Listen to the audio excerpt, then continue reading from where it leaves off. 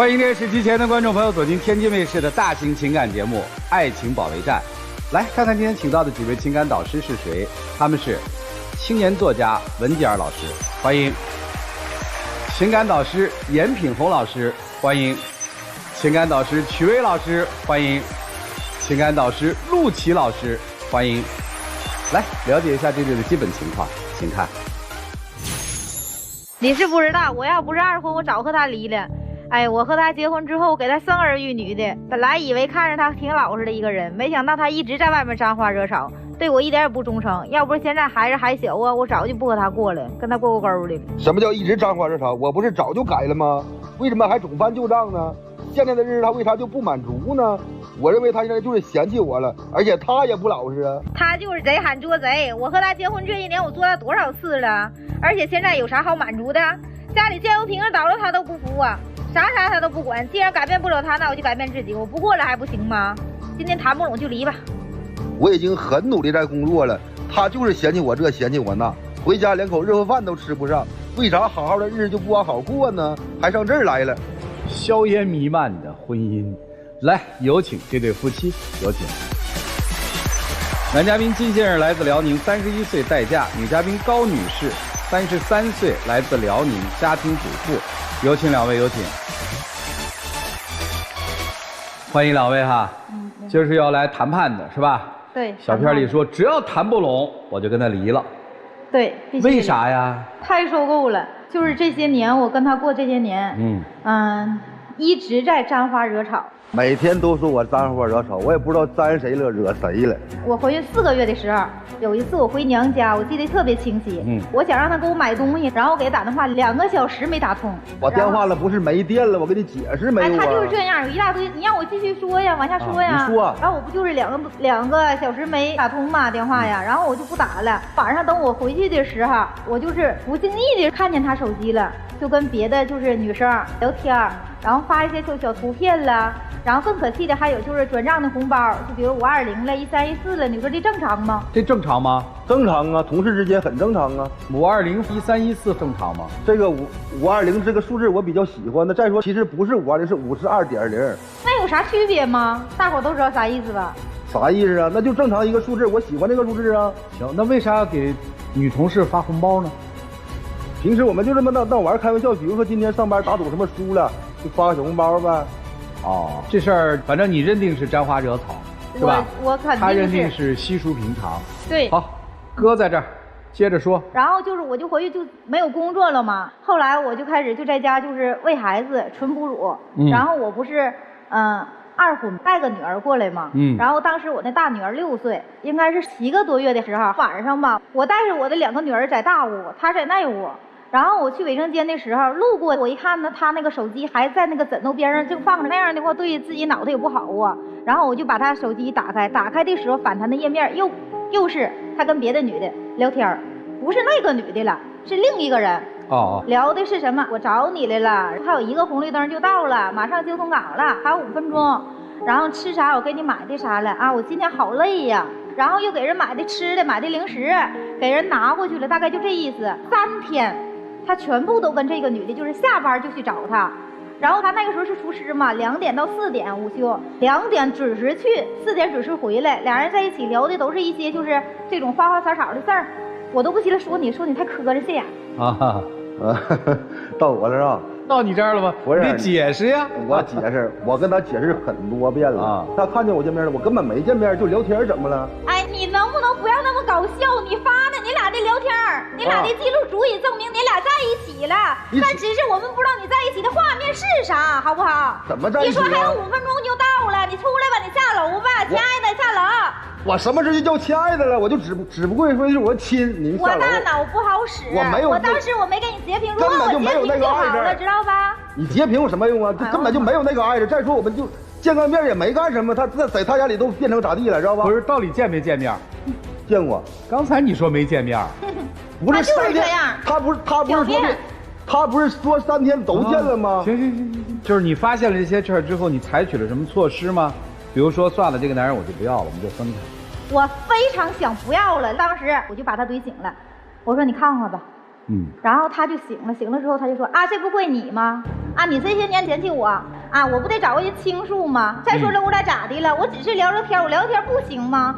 反过来把他在婚内就是出现这些花花草草的事儿，还推卸给我，觉得我做的不够好。我应该他回家了之后，我就给他泡洗脚水；回家了之后，我就给他温暖，我拥抱一下。你今天太辛苦了，对我夸夸说。然后我当时非常伤心，我就觉得我不可能跟他过了，因为我30岁，我父亲就去世了，然后我妈自己把我带大。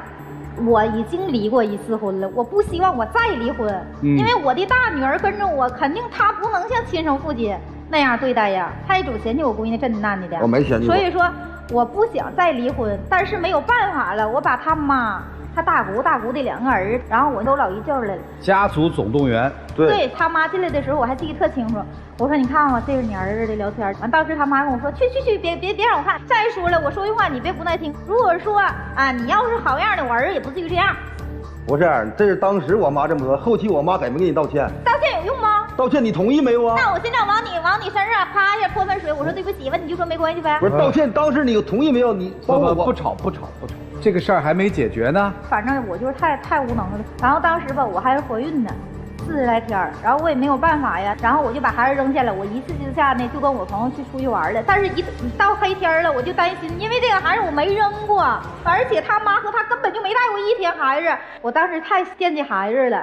完我又回去了，完一点一点的，他妈又给我道歉了，然后他又跟我说啥地来了，说你那从此以后不地了，完我就又心软了。行，这不就和好了吗？总翻旧账，就这个事儿过去之后吧，还翻，以后就再没这些事儿了，是吧？对。好，那咱就不翻了。他还贼喊做贼，他之前跟一个男孩视频1个小时。不是你这玩意儿，你看，哎，就这玩意儿，我把图片我都带了，不信让老师们看看。你没证据，你有证据，我有证据，来看看。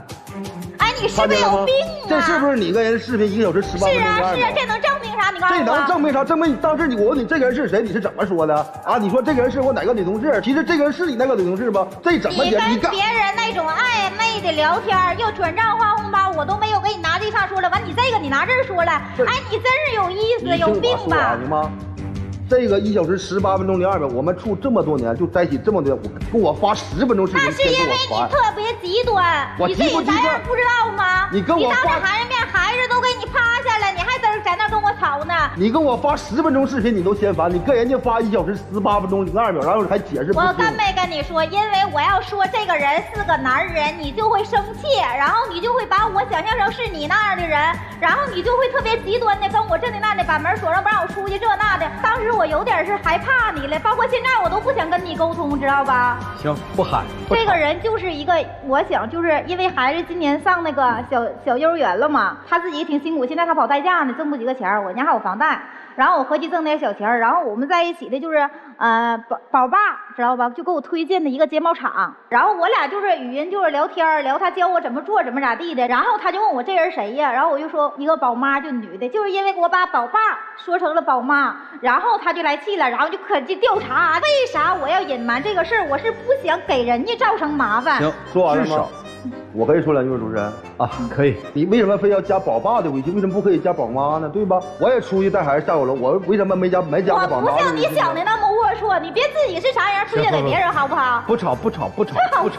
其实说白了，就是在婚姻内，彼此都不太信任对方，沾花惹草这点事儿，咱就放到这儿了。还有什么你想跟他离婚的理由？跟他离婚的理由？对，就是他们一大家子都不把我后来娶到他家，为他生儿育女，给他洗衣做饭，当人。这个字面的意思理解了啊，但背后的事儿还不太了解。怎么说呢？去年冬天12月份的时候，我得了一个病，非常严重，在我们当地的小县城呢，说呢必须得去大城市，因为有可能就保不住子宫。然后我俩去的时候，当时因为我俩没有钱。就1万多块钱，下午1点半做手术的时候，大夫说马上要续2万块钱，那个手术费，然后我没有钱呢，大眼瞪小眼，我说你给你妈打电话吧，因为他没寻思我能听那么清楚，再说他也没想他爸会怎么说，他爸当时说的啊，为啥让咱家花钱呢？这挺寒心的啊。对我心特别凉。来说说看，当时什么情况？是这情况吗？情况吧，不是这个情况。你跟我说，主持人。我上这湖边造谣来了。你让我说行吗？首先。他把什么事情都想得这么严重，就什么病他能需要摘除子宫啊？就这个病，他再严重他也不需要摘除子宫，在他眼里就是需要摘除子宫。我有一天我躺平了，你知道，我完事儿了。现在这个对于你来说最严重，剩下别的其他都是小事儿。现在你摘知道了吧？现在您摘除子宫了吗？就像我生孩子，我生完了，我躺那干了，你就坐我边上能打游戏，你就认为所有人都应该生孩子。再说你还跟别人生过呀？不，咱先把这件事儿说清楚，再扯其他的。当时吧，我确实是给我父亲打个电话，然后我爸说那不够怎么整？我也没有，因为我也农村的，他说我也没有啊。他说你这么的吧，他说找你表哥借，你表哥，我更来气，你表哥给我拿多少钱？5000。我就拿5000，再要2万，你给我拿5000，剩15000，我再跟别人去说呗。当时他对呀，我确实是跟别人说的。当时我跟我小妹儿刚买完车，又刚开了个店儿，二话没说给他发个信息，马上给我转过来了。这就是我家人。也许家里面就是拿不出那么多钱，拿不出来这钱的话，你小弟再过3个月就马上交学费，交4万多都能拿出来，这是救我命的钱，你不能先缓和一下吗？再说我进去之后，我出来不是好人吗？我不可以还你吗？再说我是你儿媳妇儿，我没有她，我能得这个事儿吗？您要这么吵啊，还真不知道怎么回您这嘴了。哎呀，这个情绪我都非常忍着了，就在家我俩根本就是，但是他特别会装人，你看他装的多沉稳呢。他平时跟我说话都是这样。行，人家刚才自己也说了，人家现在还忍着呢，你心里是不是也有很多委屈？我咋没有委屈啊？我太有委屈了。你可以说到我这上啊，6年吧，我帮他带了6年他那个孩子，他当初。哎，你俩这么不要脸，你咋帮我带我闺女用你干啥了？你告诉我。不让我说话。我说问你我闺女用你干啥了？再说了，没有他我还不跟你呢。就是在你家住一个，就你养条狗也得给他个地方。不是，我当初跟你处男女朋友那时候，你跟我说你有这个事儿了吗？你说了吗？我骗婚呗。对呀，你没人说你骗婚。咱俩是不是有一个共同的朋友？是我同学，我发小，我俩从小到大认识的。他能不知道我是二婚吗？再说了，咱俩那个时候的关系还不确定，咱俩是不是相处2个月之内你不知道？2个月之后你是不是知道了？你知道了，是不是你愿意？我愿意是愿意。我是上你家，我跟你结完婚了，我生完孩子，我才说我有这闺女的吗？你能让人说话吗？他说的话我生气，就是有点伪造事实。我没有，人都没说完，怎么就伪造事实呢？他说帮我养孩子，没用他养。有没有这6年生活在一起啊？在一起呀，那不就是了呀？有没有付出情感呀？当时我愿意肯定是愿意的，但是他是这么说的，他说这个孩子啊不归我，就是抚养权在男方那边。我说那行，那我可以接受。他说咱们也不需要带他什么的，谁知道我跟他在一起，结完婚之后一直在我这么多年，包括上学放学，就因为接他这个孩子，我的每天我都是住。那是我干厨师，那时候干厨师，我4点钟上班，我都得请假去帮他接孩子，你知道吗？他还不知足，他父亲每个月给500块钱生活费，你就想象在市区500块钱够干啥吧？你说我闺女有的，你闺女啥没有？再说了，你老说这个，他说的是事实嘛，咱别再说了。是事实啊。那就说他还是养了。他还是养了的话，以付出了。后是不是我女儿也得报答你呀？我指不上他。行，你跟大女儿关系怎么样？我们关系可以哈。这个老大和老二应该打架对吧？打架。哎呦我的妈呀，又说回来，哎呦，不是这个怎么了呢？一整就说，哎呀，你能管管你闺女吗？咋地的就偏心呗。对于老大我是什么都不说，什么都不管，什么都不问啊。他犯错误了，我也不去指，因为我怕他记咱们那个。对。然后我都让他去管，只有他在欺负我女儿的时候，我才会说2句，然后他就不乐意啊。他说你不就是偏向你闺女吗？怎么的？其实我并不是，因为吧，我每天我需要休息。你偏向你闺女也很正常，没有怎么会不偏呢？真没有，就是可以偏呀，兄弟。哎，你看看他不说那啥吗？他休息吗？他现在不跑了一个那个代驾的活吗？代驾不都是晚上出去吗？白天我只要周5晚上了，我就把俩孩子带我娘家去，然后带完娘家之后，我就是因为我不带，2个孩子吵架呀，吵架他就生气，他生气不跟我闺女发火，他对我吼啊。暑假一个假期40天，我都在我家来的，然后回来，哎，就你那邋遢样，咱说到这儿了，就你啥样你不知道吗？哎，我回来40天，一次澡没洗，厉害吧？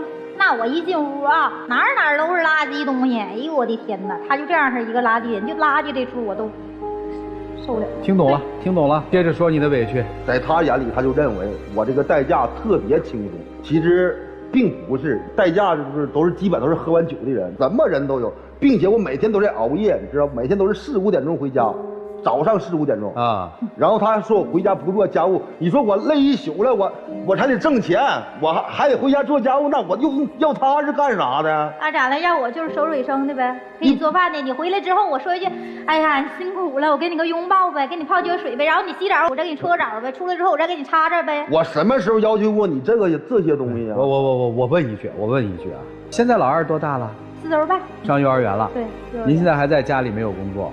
没有。咋的？我没上1个月那个幼儿园吗？哎，对，上1个月，这么多年就上1个月班。这个事实没有争议，对吧？没有。好，我方便问一下，您第一段婚姻是因为什么原因？因为那个根本就不会挣钱。那个收拾家务？那当然了，比你干净。那他不挣钱呢？你这话说的我不爱听。在挣钱上，咱不说他挣多少钱，你觉得这个男人努力吗？努力。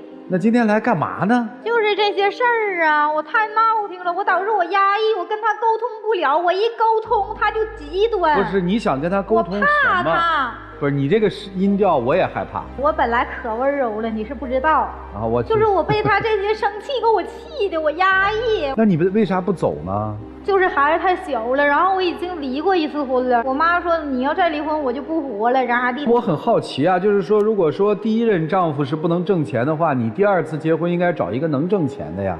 那我就看他挺努力的，完还是主要的是个小伙，没结过婚。然后我这性格也挺矫情的，说实话，我也不想给别人当后妈。你的性格矫情，有一点。你这个日子过得好吗？你觉得？不好。就是我每天晚上干代假回家，我一天只需要吃1顿饭，就希望吃一顿家常土豆丝儿，他都不给做，你知道吗？那你怎么吃饭啊？我天天吃外卖呀，外卖我都吃够够的了。以前他是厨师，早9晚9，他都是在那个饭店去吃饭，然后干这个他才做。你做了多长时间？6个多月。对，也就是说，在我俩吵架之后，就是这些气之后，我对他就是我俩就是。都就是心里有那坎儿。就这6个月他在吃外卖，对，孩子吃什么？孩子也不吃。我妈家吗？所以你现在是回妈妈家吃饭。对。你觉得他带娃辛苦吗？也挺辛苦的，挺辛苦，但他没有我辛苦啊。对，我就在等你这句话，就是后半句话。其实说白了就是双方都看不到彼此对家庭的付出嘛，啊。你还想过吗？为了孩子也是想过。别为了孩子，先为自己吧。给我做饭，心情又不好，对吧？又没得吃，对吧？真觉得委屈，考虑自己吧。如果没有闺女，这日子你还过吗？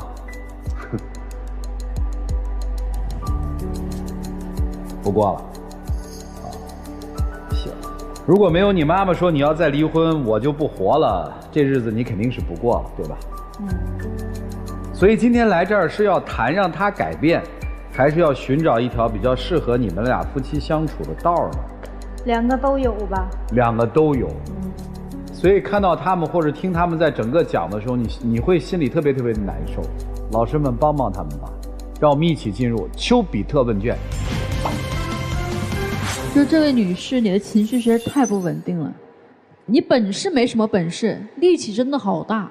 我也是被他气的。别什么被他气的，你自己的情绪自制力差，你自己心眼那么点大，你什么事儿都当个事儿。第一段婚姻失败，为什么你不吸取教训呢？你第一段婚姻失败，你觉得那人没赚钱，那第2个就不挣钱了吗？人不要既要又要还要，你自己几斤几两自己不知道吗？到最后你只会把这些所有的负能量全部发泄到你2个小孩身上去。你今天选择把你人生所有的负能量让你的2个女儿去为你买单。幸福的人用童年治愈一生，不幸福的人一辈子都在治愈童年。你的2个女儿已经不知道未来的人生观价值观会被他毁成什么样，所以我说你俩过啥别过了，为了下一代都不要过了。你应该做的是什么？你应该去提高一下你自己，提高你的认知。人就吃这个亏，你知道吗？哪怕你是对的，哪怕这个事情真的是你在理，但是你的整个状态，你就会让别人那些能够来帮你撑腰的人离你很远。你应该真的去细心的去请教那些真的能帮助你的人，你多读点书，然后有点事儿干，然后不要把时间精力都花在这个男人身上，因为你并没有好好去带你的孩子，你根本就没有想过你应该怎么样合理的经营一个家庭，提高自己的认知，想办法让自己回到职场去。大哥，就是我跟你讲啊，你就是边界感有问题，你不要说什么开玩笑不开玩笑的，它这个数字它就是有特殊含义的。每一个男人都要赚钱养家，你知道吗？并不能因为说你赚的比他多，你比他辛苦一些，你就可以颐指气使、趾高气扬，这是一个人的修养问题。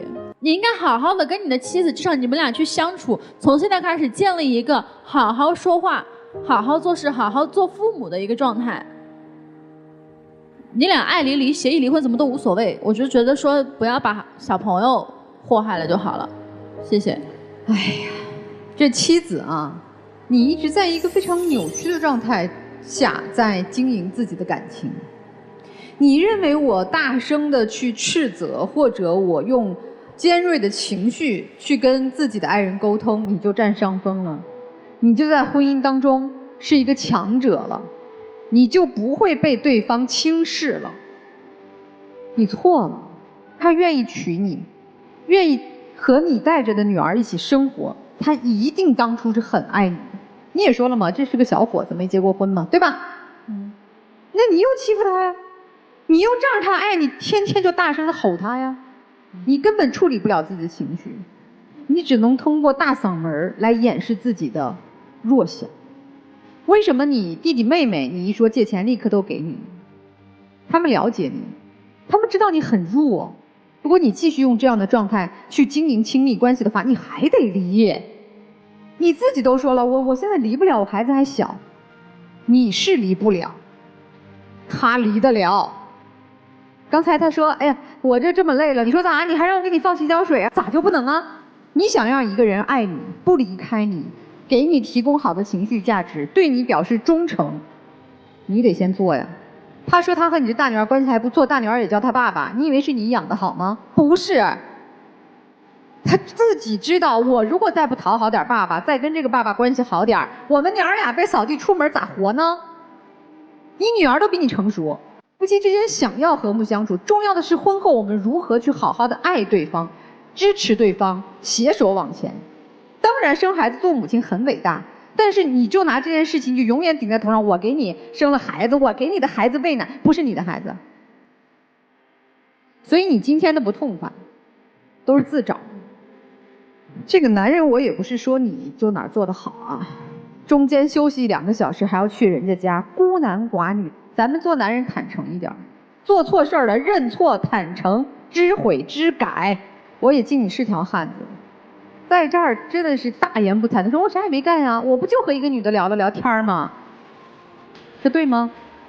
过去的事做错了我们就承认，咱就是从头开始，咱就是一家4口好好过，没有二心，累了苦了回家看看小女儿，陪她玩一会儿，看看那么懂事的大女儿，咱的苦和累不就没了吗？说2句体贴老婆的话，她在家孤孤单单带着2个娃也不容易，这日子不就过下去了吗？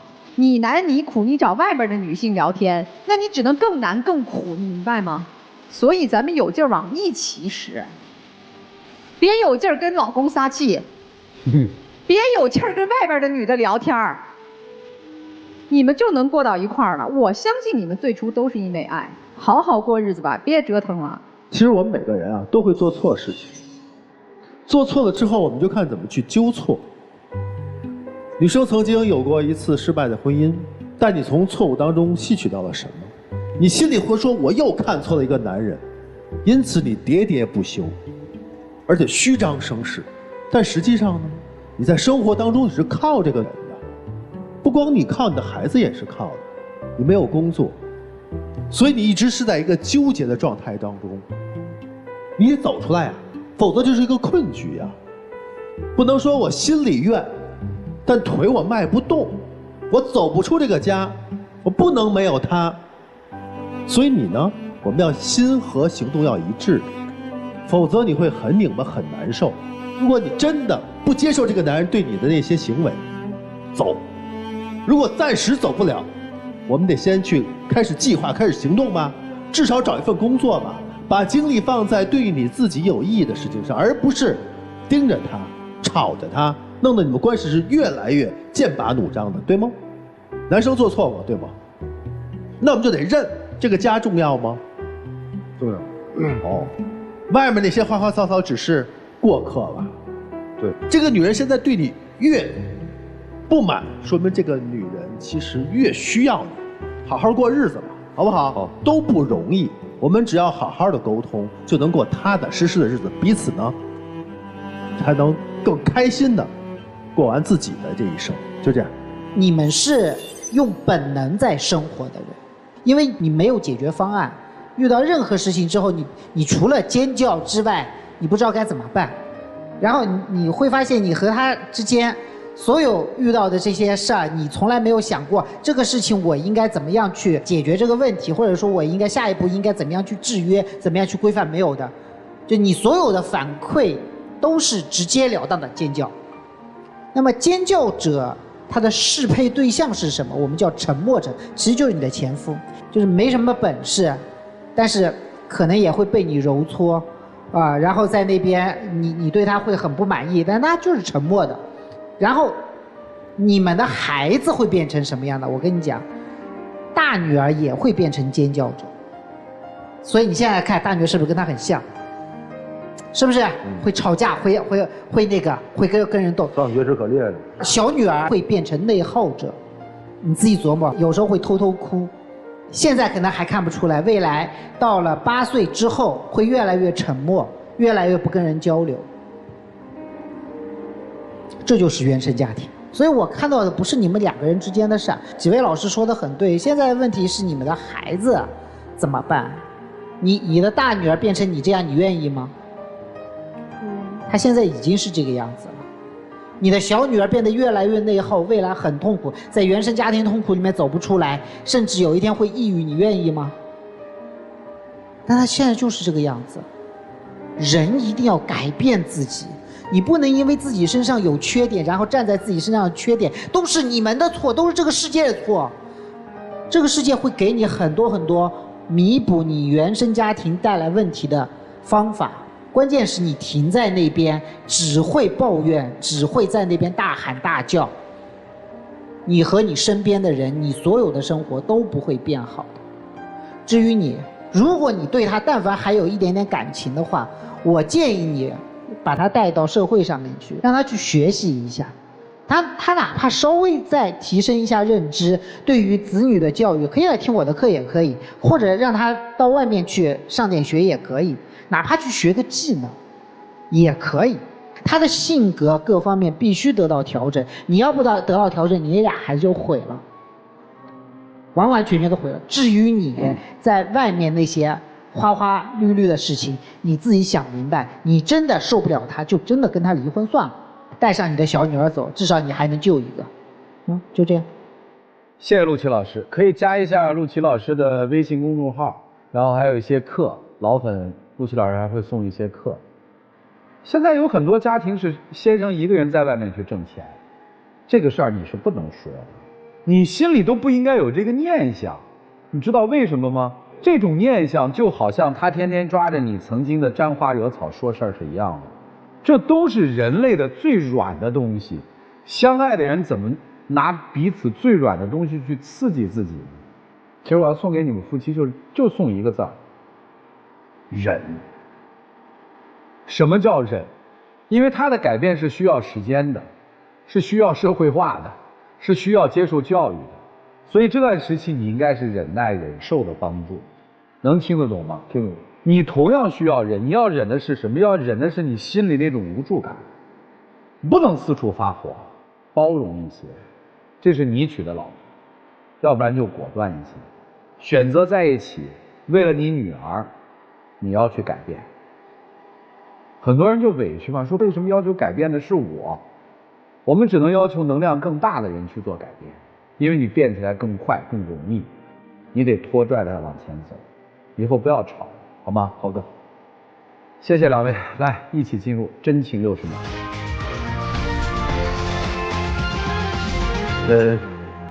大乐园，我跟你来这儿了，这几位老师说的也非常好，我希望咱俩以后能好好的，我也会去改变自己，再努力去改变自己一点。沾花惹草这个事儿在我身上已经都没有发生过了，以后这辈子也不可能会发生了，好吗？我还会努力去继续做我的工作，还会好好养你们娘仨，行吗？但是你就是家里那么邋遢，你天天就啥都指我，我肯定做不到。就是你必须得改变，你要不改变的话，咱俩还得像现在这样。邋遢这个事儿我已经在改变了，不是吗？你看但是现在。你改变的话也是就是，把垃圾袋儿放到那个，桌子上，你没扔过呀？那以后我就把垃圾袋拿到楼下不就可以了吗？对吧？反正就是。哎，妻子，你知道我们在下边说啥吗？说你没救了。他邋遢，你不能帮他收拾呀。他邋遢是今天邋遢呀，你嫁给他时候他不邋遢呀。还敢说这事儿呢？想好，没有那个能量你就别出来，不要逞英雄。谢谢两位，请回吧。来吧，韦老师。男出女不出，但是我觉得男孩会出，双出吧。男的不能不出来，都会出来。来，请开门。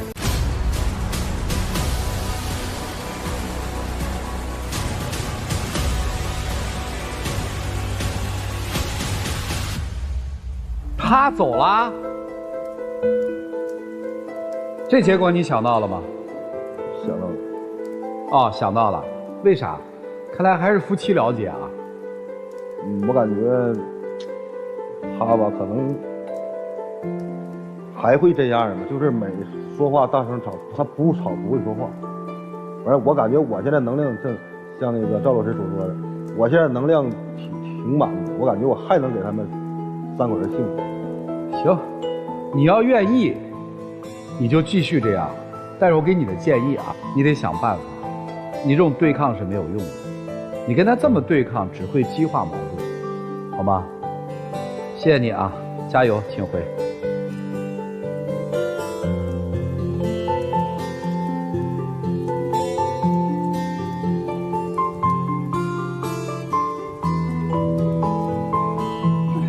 那句老话你想起来没有？傻人有傻福。就这个男人今天出来，最后那段话实际是他挺服气的。这男人说：“我能量挺满的，我还愿意带着他们娘儿仨走。我们祝那2个孩子能够在一个相对健康的好环境当中去成长。只要比今天的环境有所改善了，那么对于这2个孩子来说，都是福气吧。”来了解下一对嘉宾的基本情况，各位请看。是不是男生得到的都不珍惜啊？为什么我为他付出了这么多，我们之间的感情却总是不平等，也得不到他关于未来的想法和承诺？这段感情好像只有我自己在努力维持，他是不是不爱我了？爱有很多种形式，我给予的和他想要的不一样，为什么他的世界里只有我？这跟我想象的恋爱和生活完全不一样。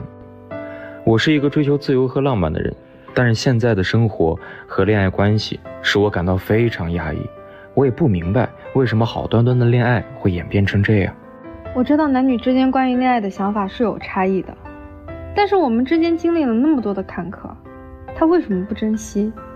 我被分手过，被冷落过，被忽视过，被不重视，我对他的感情也在一点点的被耗尽。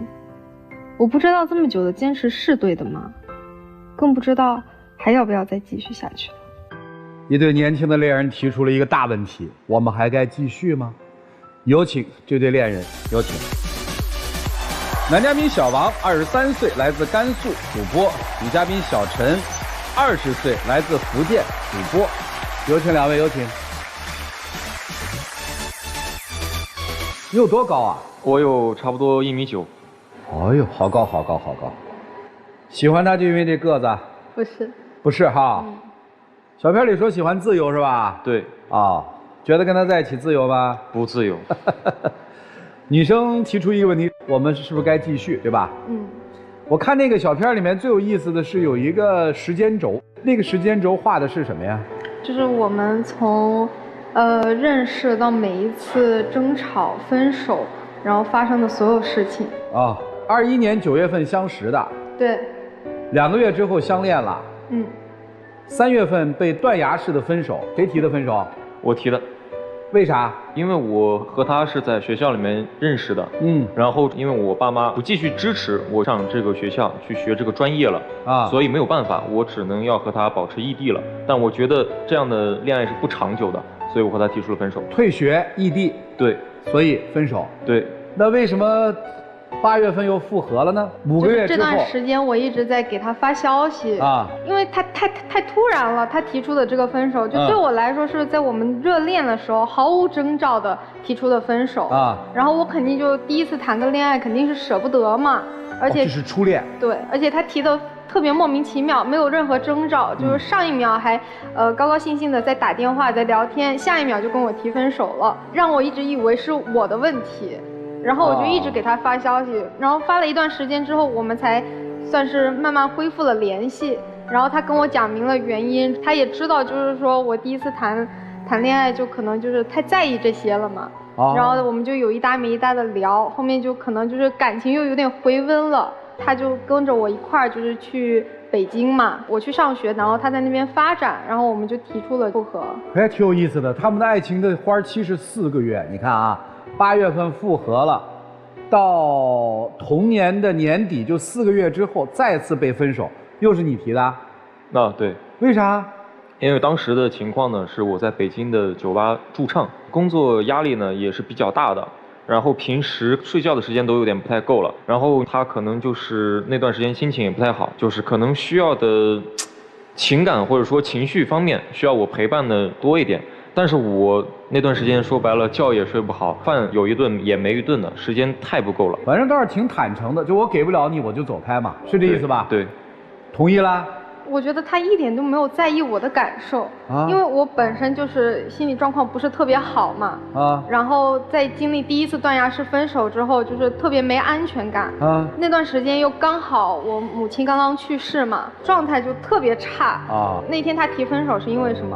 我也知道他很累，所以我也是理解他这一点的。然后他那天下班之后只给我发了一句我下班了，然后就一直不回消息，不管我怎么问，我跟他说我也挺担心你的，毕竟那么晚了，我一直在跟他说，但是他说了一句下班了之后，也没跟我说到家了，也没跟我说睡了，什么都没有讲，一直到了第2天的下午都没有回我，一直到傍晚的时候，他差不多要去上班了，他才回了我几条消息。懂了，其实就是那个时候面临着母亲去世和男朋友提出分手的一个双重打击，是这意思吧？你们分手过几回啊？挺多的，就一直分分合合。我们这时间轴不看了，前面的大概有所了解了。就每次都是你提是吗？对。为啥？你告诉我一个理由。其实他给我的感觉就是在控制我，我的生活中没有自由了，搞得我，哎呀，整个人就是很压抑。那每次是谁提出的复合呢？我。现在是个什么状态？现在就是因为他父母生病了嘛，我就跟着他回去，因为我状况也不是很好，所以我就先休学了嘛。可能就他刚回去吧，就挺多朋友。回哪儿？就回兰州，然后毕竟去外地那么久嘛，挺多朋友都想叫他出去玩。就是我们刚回去第1天，正常情况下，不管是朋友也好，还是什么也好，应该都知道，他带着女朋友回来了，而且那么长时间没回家。那应该陪父母，应该陪女朋友，这些都很正常嘛。但是他回去第1天就有一个异性朋友一直叫他出门，连着叫了好几天。我们那一次吵就是因为说第3天的时候还在叫他，然后那天我们是刚看完演唱会，那个异性朋友又叫他去他家玩，他就把我一个人丢在一个陌生的街道，不管我了。他说的这些东西啊，我在这听的其实也挺可笑的。你在那个朋友前面加一个异性，你就可以戴着有色眼镜去看待我的朋友了吗？第一啊，我跟他回我老家那边的时候，谈出了这个，算是条件也好，合约也好，就是我希望呢，就是我肯定刚回我那边，有很多的朋友需要我去社交啊、见面啊，因为1-2年毕竟没有见了。他说 OK， 然后我说第2个，你去我那边的话，你肯定这边学业以后是没有办法再继续了。我觉得你不要为了我这么一个人而放弃自己的学业，放弃自己的梦想，我觉得有点惋惜。如果你这2点都可以的话，咱们就都 OK。然后他同意了。我觉得作为一个朋友而言，人家连续叫你3天了，你再不去确实是有点面上挂不住。就带着女朋友一起去呗。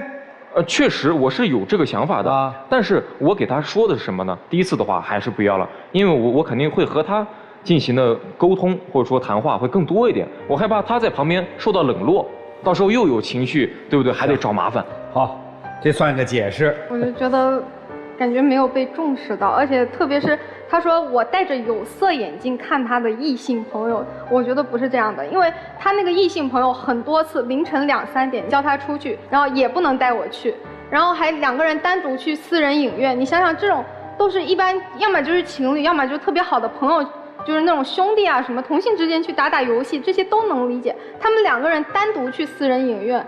然后我不理解他的话，就是我无理取闹。因为他已然那样去看待我的异性朋友了，我怎么样去再带他？他们俩见面无非就是争吵。为啥他俩见面会争吵呢？因为他一直看待我的异性朋友像是敌对感。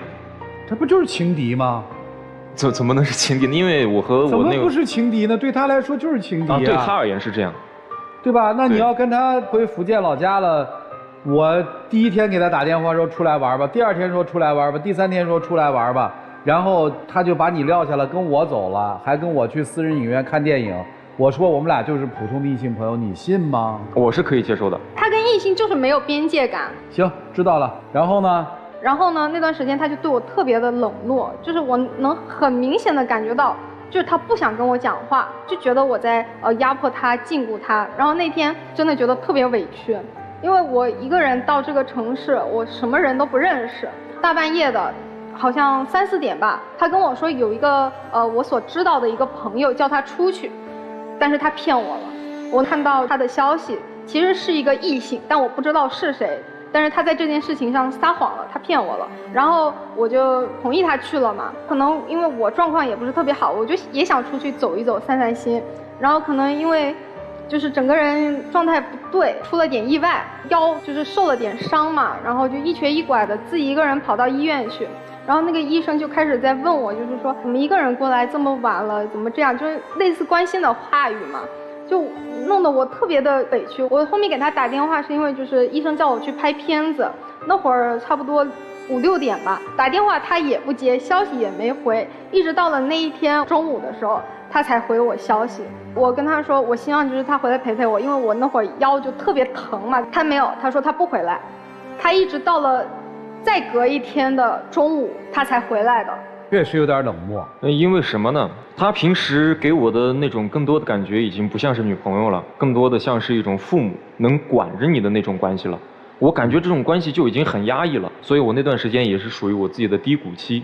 我真的不想和他多说一句话，而且那天刚刚好有一个朋友叫我出去，但是出去了之后呢，也就无非见个面、唱个歌的事儿，然后我就回我爸妈家了，不想打开手机看他的那些消息。第2天中午的时候我情绪稍微缓和了一些，也知道了这个情况之后，也立马陪他去了医院了。反正这个解释就解释了吧，你接受就行。他回来之后隔了2天，我们就是稍微聊了一下。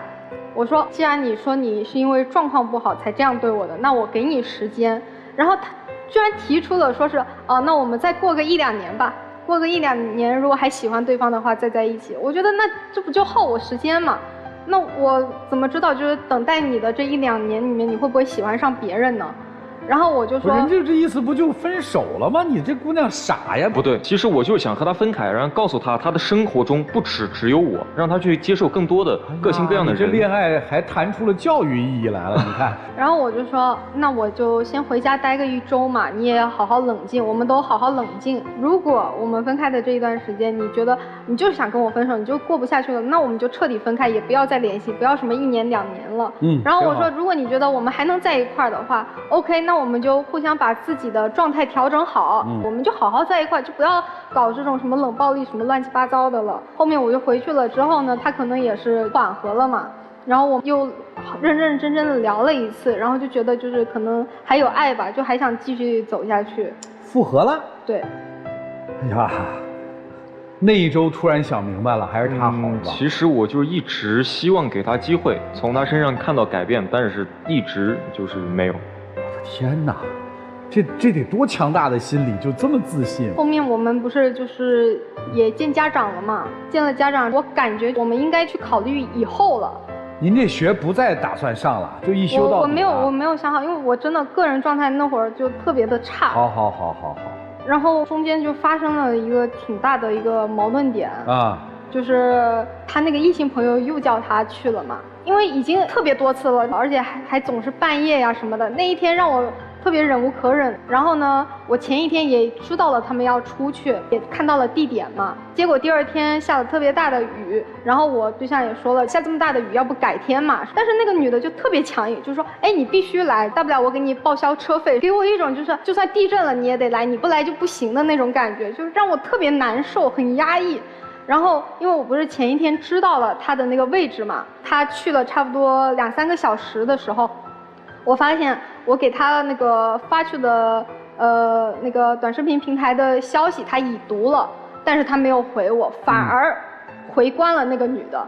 然后我就真的一下就是可能情绪有点上头了，我就想到了昨天看到的那个位置，我就打车过去，我要找他，但是他就跟我又提了分手。打车去了？对。去了以后他们在哪儿啊？就在酒吧嘛。你受不了了，你提分手了？对，因为第一啊，这个地点不是我告诉他的，是他偷看到的。第二，不仅是我和我的那个异性朋友在场，还有他的其他朋友都约好了今天的。但是过了差不多2-3个小时左右啊，他给我在手机上发了个消息，他说我到了。我说你到哪儿了？他说到门口了。我说哪的门口？他说酒吧门口。我当时真的特别难以接受这种行为。就提出分手了。对对对。接受了吗？没有接受。就一路拖到现在啊？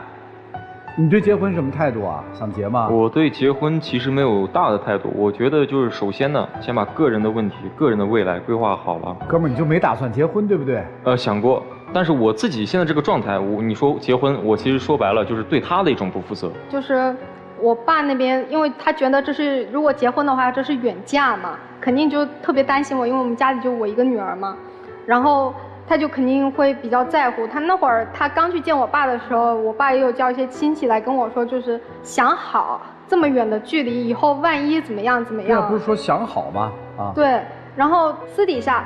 不管是我家人那边还是他家的人那边，都无数次的跟我讲过，说要我带着他啊去外地生活，就是我们更好的发展，怎么样怎么样的。我也跟他说了无数次，就是说你要怎么样怎么样，就是分析清楚了利弊，我们的未来才能好，你的未来才能好。我也是先跟他说清楚他的未来应该是怎么样的，但是他听了就过了，他从来都没有做出实质性的行动。不是，咱分手行不行，姑娘？我可能就是还喜欢，然后依赖感太强了。你是挺想分的，对吧？对。所以男孩就肆无忌惮了，我现在就无所谓了。那你还喜欢他吗？说实话。喜欢。你说不喜欢，但是有点接受不了。你不能这么吊着人家呀。哎，你冷静下来，就今天咱们在这儿一起做你们这个情感复盘的时候，你有没有觉得对恋爱谈的没什么劲呢？你觉得，姑娘？我就是觉得在发生一些事情的时候。就挺委屈的，对他。但是平常一些小细节的时候，我又是能感觉到的，我就自己一直也心里挺拉扯的。你的理智告诉你是要离开他，还是要跟他在一起？理智。好，咱把这个放在一边。还有多久毕业啊？就正常的话，应该是再读1-2年，好像。那为啥不继续呢？因为我就是之前一直有那个心理方面的问题嘛。你心理方面什么问题？焦虑嘛，学艺术的压力就特别大，然后所以我就待不下去。后悔吗？其实刚刚问我喜不喜欢，就好比一根香蕉，它坏了某个部位，我还是会选择把坏的地方切掉，继续去吃。就是我现在也是期盼着它能把那些坏的东西去慢慢的变好。你好比一根香蕉，坏了的部位切掉，那我要好比一根香蕉全烂掉了呢？全烂掉，就像今天的结局一样，我是来跟他分手的。对呀，那你直接说我分手嘛？你分手的时候就不能果断一点？我就是不爱你，就是不喜欢你，或者找那么多理由干什么呀？对对对，等于现在这个人是你生活里的光明呗。这个烛光没了，你的烛光也熄了呗，是这意思吧？就肯定会特别差。对，那哪个男孩听到这儿不都吓死了呢？你们来吧，让我们一起进入丘比特问卷。我可以很直白的告诉你，这个男孩不喜欢你。我看你真的是，我又可惜，我又可恨，我又觉得可怜，我又有点可爱。你一直在讲说，哎，你们2个一起经历了这么多事情，宝贝儿，是你自己独自经历了这么多事情，没有俩。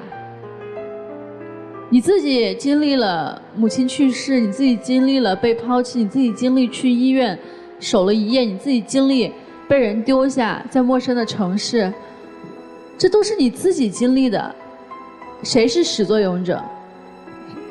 不知道，不敢说。不敢说是为什么？是因为害怕失去。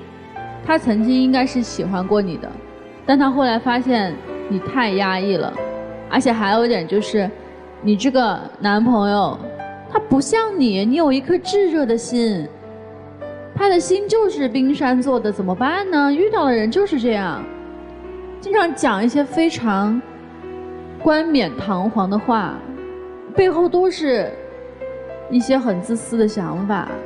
还有一点，我告诉你啊，他为什么不敢跟你一刀切？他是害怕。你以为他真的是因为还喜欢你啊？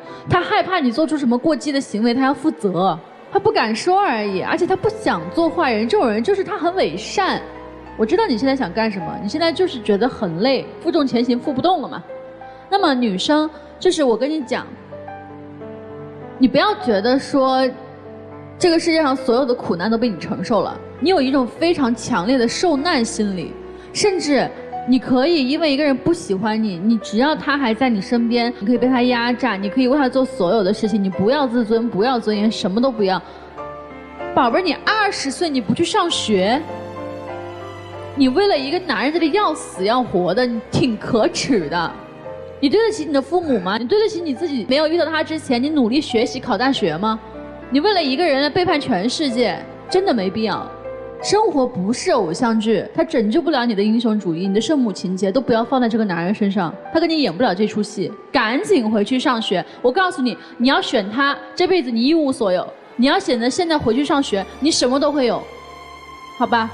我想说的是，靠谁也靠不住，靠墙墙都倒，靠人更不可靠。我们这一生能靠得上的只有自己。能点亮我们自己的只有自己心中的那盏光。姑娘，你有没有发现你很有能量？福建姑娘才20岁啊，你能从北京读书来到兰州投奔一个不靠谱的人，你内心的力量有多大？你现在还打工赚钱，好有力量的一个姑娘啊！你把那劲儿留着，把自己心里那盏烛火点得更亮，难道不好吗？你想让自己的心理疾病也好，生理疾病也好，能够有疗愈，一方面吃药，另一方面真的需要你自己去疗愈，找心理医生或者自我强大起来。所以首先要做的一点是，把那个吹灭你蜡烛的人赶紧戒掉，先去关注你自己的内心，先去把自己的学业完成了，先去多和你的父亲在一起，真正爱你的人从他们身上得到一些情感的支持，而不是在一个不爱你的人身上拼命的想让他来温暖你。我特别希望你能重新快乐健康起来。男生，我觉得你可真行啊，你就是那种典型的那种不拒绝也不负责，你这叫男人应该有的风采。一个20岁的小姑娘千山万水的来兰州了，你说你得弄清楚，你来不是为我啊，我可不负这责任啊。这是一个男人说出来的话吗？1.9米顶天立地的男儿说出来的话吗？你不能那么大言不惭地说我和这异性朋友没啥呀，我们俩去私人影院咋了？我的天呀，孤男寡女2个人去私人影院，你还好意思说我没啥？你让别人听听，一个有女朋友的人，一个女朋友千山万水来到自己身边投奔自己的一个男朋友，好意思晚上3、4点跟一个女的出去喝酒聊天，还说没啥呀？女朋友气不过过来找你，你还当下你气不过要和人分手啊？这得多大的脸啊！你要这样，你一辈子也娶不着媳妇儿。所以咱既然说了自己是个男子汉，该负的责任是什么？对不起，我承担不了你的这份情感，我负不了这个责任。我感谢你来找我，但我能力有限，我对不起你。希望你以后能遇到一个真的爱你的人，能够为你负责的人。我不够成熟，你真诚地跟他表达你对他情感现在的缺失和你负不了这份责任的忏悔，结束，这叫负责。所以我觉得你们这段虐恋真的该收场了。姑娘赶紧回去读书啊，你爸供你读书也是对你的一份爱，你去接受这些正向的爱和支持，而不是一个冷漠的男生对你的不尊重。就这样吧。女生啊，缺爱的人能得到爱吗？因为他太渴望得到爱了，而把自己摆在了弱势的地位。你为什么时时要给自己贴一个标签儿？你几次在舞台上说我状态不好，其实你是希望得到对方对你的爱。对你的宽容，对你的疼。但是如果遇到一个不珍惜这段爱、不值得你如此付出自己柔软的人来说，你会得到的是伤害，因为他根本就不愿意去关注你，不愿意去关心你，他根本不愿意做你的光。可能一开始他觉得自己很有价值感，但慢慢他觉得累了，因为这份爱很沉重，你给的太重了，你顶得太紧，他没有这个力量接住你。从这个角度来说，其实他在被你伤害，能够治愈自己的只有自己。刚才杨老师说的很好，你是很有力量的，靠自己去规划一个健康成长的路，从学习到慢慢跟自己和解。男生啊，你其实挺累的，你接不住他那就走，明明白白的说，别拖着，否则你就不善良，你再伤害他，果断一些吧，分手吧，就这样。男生他是不是跟你说过，我现在状态不好，你再陪我1-2年，等我状态好了之后？对，说过很多次吧。也因为此而复合了很多次吧。不要再纠缠在这个事情里面了，转身走吧，干脆一点啊！你救不了他，你也帮不了他，你确实不喜欢他，但是你又没有办法去对抗自己内心的那份羞愧感，又没有办法去对抗他跟你之间的纠缠啊，时间越拖越长，责任越来越大，你也到最后不知道该怎么办。你赶紧走吧，你救不了他，你也帮不了他。姑娘，我跟你讲点重要的东西，你大脑里面做出的决定基本上都是错的。你大脑说我要休学是错的，你大脑说我不想运动，我要待着也是错的，你大脑说我就喜欢这个男人，我就想跟他在一起也是错的。它是一个认知的问题，你的整个认知被抑郁这个东西，你就把它当成是一个重感冒吧。我那天做调研的时候，我身边一个中科大的专家，他孩子就是因为抑郁休学了，然后他就一直问我该怎么办。后来我跟他说，首先第一个，休学永远不是对抗抑郁的方法，只有在你急性爆发期的时候允许休学，否则是不允许休学的，这是第一个啊。第二个，如果休学，孩子永远不能在家里面待着看手机，也不能让孩子想干嘛干嘛。就你作为父亲和母亲，如果你允许孩子休学，你至少出一个人陪着孩子全国去旅行。你千万不要觉得说，哎，我做爹妈的，我孩子这个怎么样了，然后让他在家待着吧，待着永远不会好，必须要走出去。这是第二个。第三个，你知道你为什么和他一直在分分合合，不是因为有多爱，而是因为你需要肾上腺素。你在和他的分手，我要把他追回来，我为他纠结，我为他拧巴，然后我要把他追回来。那个过程里面，你分泌了大量的神经递质，这个神经递质是正好你对抗抑郁所需要的。是他和不是他其实不重要，甚至于你去找一个工作，你找一个你特别想做的事儿，你甚至你说我要去玩极限运动都可以。我建议你出去玩，你回去读书当然更好，因为你不能脱离人际关系。其实你要我现在给你的建议，最好的建议是什么？最好的建议是，第一，今天你主动跟他分手，我觉得你做不到，你就算不出来，我觉得你也做不到，就让他干干脆脆跟你分手，然后你回去，你听我说，你回去15天住院，15天院住完出来之后，你可以找一份工作，你可以出去玩极限运动，你可以让你朋友陪着你出去旅行，或者你可以回到学校里面，你拼命考试去考一个什么证都可以。只要你接下来时间你拼命去做一些事儿，再配合吃药，你这一段最艰难的时间是可以过去的。如果你心理上面有问题的话，你的依恋物一定不能是某一个男人。我这句话一点都不极端，为什么？因为男人今天可以爱你，明天可以不爱你，你可以抓你的父亲，你甚至可以抓你的朋友、闺蜜，都可以。千万不要去抓某一个男人，男人永远成不了你治疗心理问题上的依恋物，好吧？就这样啊。好，谢谢陆琪老师啊！有需要陆琪老师帮忙的观众朋友，非常简单，可以关注陆琪老师的微信公众号啊。爱宝的老粉丝和一些新粉丝还会得到陆琪老师送出的免费的课程。在情感面前，你得果断，爱就是爱，不爱就是不爱，你得学会自救，姑娘，不要沉溺在一段感情当中，就出不来了。今天你可以不走，但是我特别希望你别出来。让我们一起进入真情60秒。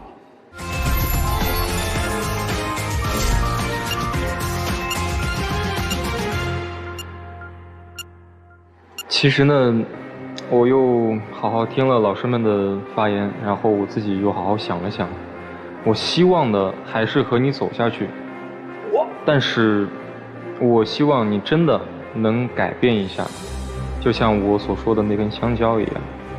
就是虽然说是这样的情况你也知道，但是我从来就没有把那些压力我没有带给过你，不管是就是说我们双方父母跟我说的那一些，还是我自身个人的那一些，我从来都没有说是带给过你。我也是希望就是说我能够自己去把这些调节好，然后以一个特别好的状态，我们能够好好的走下去。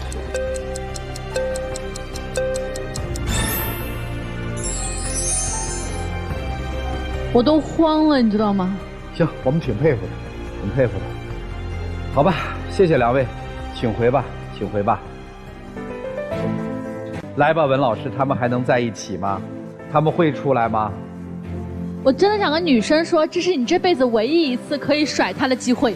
肯定是双出，但是我觉得这个恋爱关系太不健康了。好，会不会男生不出？路都自己选的嘛，双出吧。行吧，我们来看看他们自己的选择是怎样的，请开门。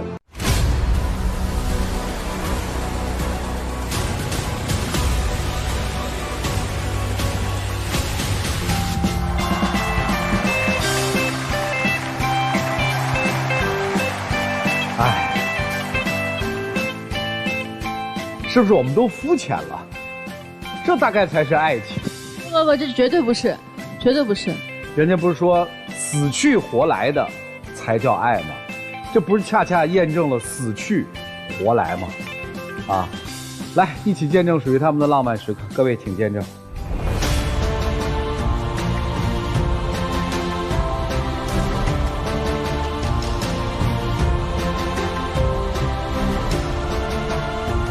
行，请亮灯。请回两位，谢谢。请回。